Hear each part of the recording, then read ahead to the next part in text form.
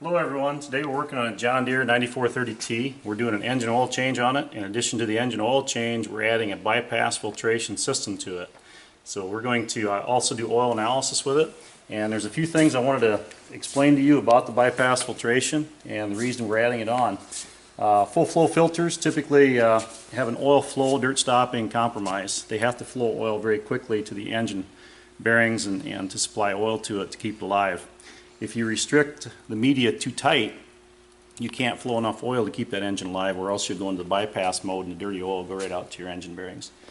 Okay, so you have, usually most of these filters are around anywhere from 50 to 90% efficient at about 25 microns.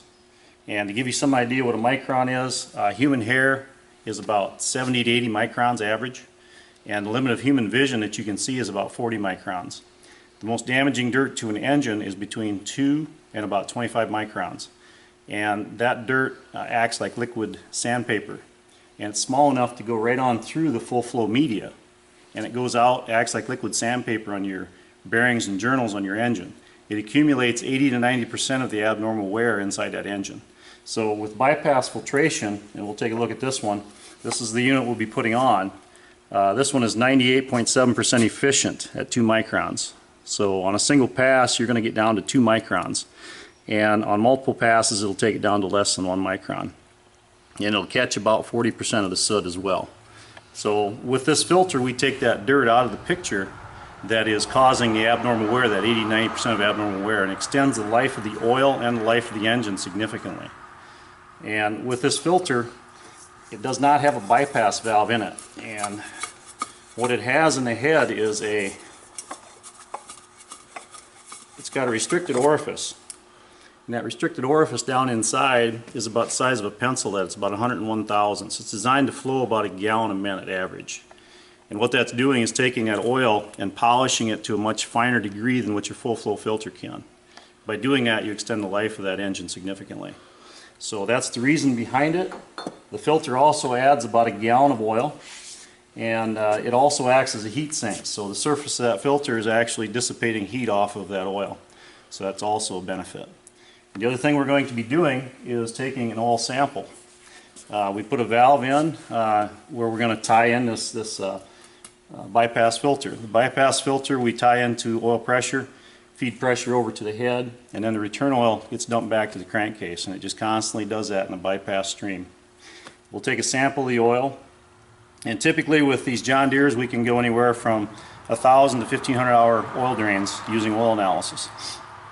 Now the Case IH tractors with Cummins engines, we can typically go 2,000 plus hours and have less wear than we do with the John Deere Case IH oils at 250 to 400 hours. So a huge difference. Plus you pick up usually about 3 to 5% better fuel economy with the synthetic. We'll be running the Amsoil synthetic 15W40. It's a 12 TBN oil. And again, this oil will stay in there for quite a duration. What we'll do is once a year we'll change the full flow filter. Before we do that, we'll take a sample, then we'll change the filter and we'll top the oil off. And the bypass filter, we can usually tell by feeling that with the engine running how much dirt is in it. So it's going to fill up from the bottom up. And typically when we get up to about this point where it is hot, the rest of it's cold, it's time to change that filter, because it's collected that much crap out of the oil. And where that's at just depends on each individual piece of equipment. So, but that gives you some idea how and why we're doing it, and I'm going to put together the brackets and so on and show you where we're hooking up, and also how to take an oil sample. And we want to be consistent with the oil sample. You want to do it the same every time so you got consistency. The oil that's in it right now is a John Deere oil, 15W40. We're going to take a sample of that and we're going to send it to the lab, and that will give us something to compare the Amsoil to next year. And this tractor will probably see in the neighborhood of 300 to 500 hours a year of runtime. So we're going to go ahead and get ready to take a sample. We've already warmed the tractor up. We're going to start it up. We're going to take a sample and we're going to get rolling. So be back with you. Okay, we're getting ready to take the sample here. What I've done is right here's the engine oil cooler on this engine. There was a plug down here right next to the oil pressure sensing unit. And I took that out, put in a T. This is where we're going to feed oil to the bypass system. And then I also put in a valve right here for taking the oil sample. And what we'll do there, I got to get a wrench, take that cap off, but we'll start the tractor up and we'll take a dummy sample. We're going to get the flow going through this valve to clean out anything that may be in that valve. And the other thing is you keep your bottle capped until you're ready to take the sample, because if there's any dust up above or anywhere around here or the fan kicks it up, it's going to end up in the bottle and it's going to show up as silica or silicon on your oil sample results. So I'm going to grab a wrench here, and then we're going to go ahead and start this tractor up, and we'll take a sample, show you how to do that. So get right back with you. Okay, we've got the tractor ready pre-warmed. The engine oil is warm and it's been circulating, so you want to make sure you're consistent when you take your oil sample.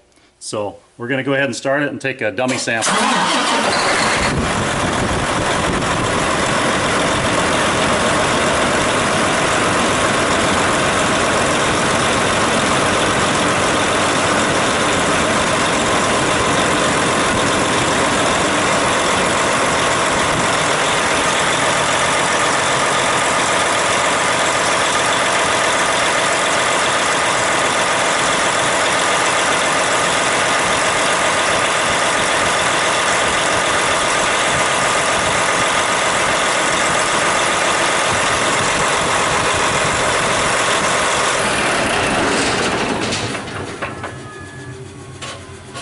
Typical sample is about 4 to 6 ounces, and we'll send that into a lab.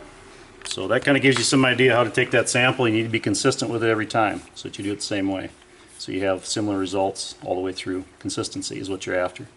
So we're going to go ahead and start doing the bypass system, and we'll get back with you. Okay, I've made a bracket to attach the bypass filter head to, and it's 5/8 plate steel, and there's 2 holes underneath on a cross member underneath the engine where we're going to mount this at. And this is going to get sandwiched right up against that 1-inch plate steel, so it's going to be good and solid. And I'm putting a little bit of Loctite on these threads here too, just because of the vibration on these track type tractors. And I'm going to show you underneath here in a second where we're going to mount this. So get back with you. Okay, we're at the front of the tractor. We're going to roll underneath.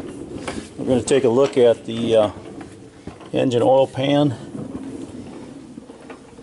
And right up there is the back of the oil pan.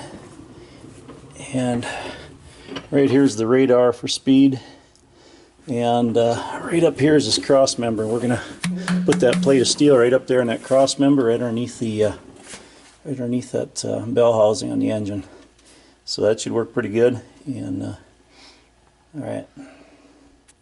Okay, Amsoil supplies fittings for the filter head. It supplies 4 of these, and you have to buy the hose by the foot. It's a 13/32 hose. And it's a reusable type end. They screw off, and then the inside of that insert has reversible threads, and you simply screw it on until it bottoms out.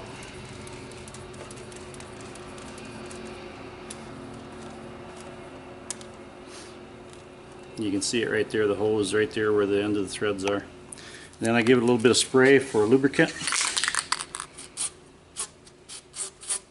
just to make things go together nicely. And then we start it and thread that in to that outer shell. We'll pop it in the vise, and we basically tighten it down all the way.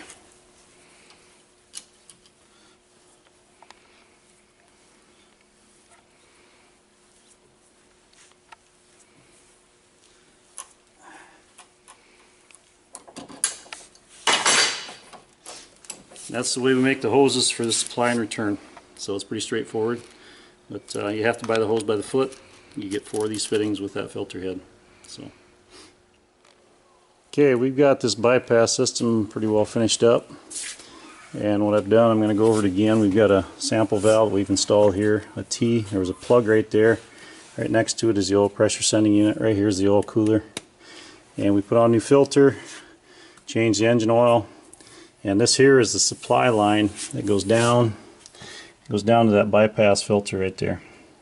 And then the return line, it comes out the other side, comes right up, and there's another spot right here.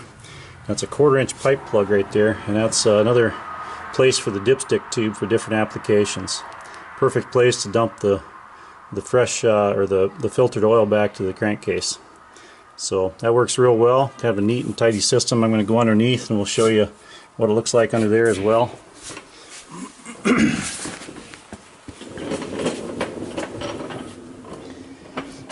Okay, got the mount up in place. You can see it there. Got it painted nice John Deere green and good and solid.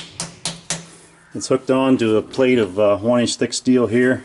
This is 5/8 thick up here, and basically that kind of shows you what we got. Right there is the supply on the left, and the return oil is right there. Very simple. And what that does is that filters and keeps filtering to about a gallon a minute. So this system holds right now about 12 gallons. So about every 12 minutes that oil is filtered down to about 2 microns. And just does a much better job filtering and removes the wear. And with the Amsoil in there, we can go to extended drains. We'll let the oil analysis be our guide. Typically we can do easily 1,000-hour drain intervals on these, and on the Case IHs with the Cummins we can do upwards of 2,000, even a little further than that. And we'll do that with less wear than what we do with the John Deere oil, and a little better fuel economy. So, but that's pretty much it for this this video. We'll get it all put together, and we've had it running, and we're ready to put her back in the field. So. Thank you for watching my YouTube video. Please check out my other videos on my YouTube page. And I want to introduce you to Amsoil's full line of synthetic lubricants. We have the most complete line of synthetics for your automotive and light truck needs, as well as heavy equipment and semis. Full line of synthetics, been around since 1972. And you can check those out at www.donsoil.com. Also, we have a page for looking up fluid capacities, and that one is fluidcapacity.com. And you can go in there and you can get all your fluid capacities of your vehicle. You can print off a list so that you've got all the capacities of your cooling system, your transmission, your engine, all those. And have a great day.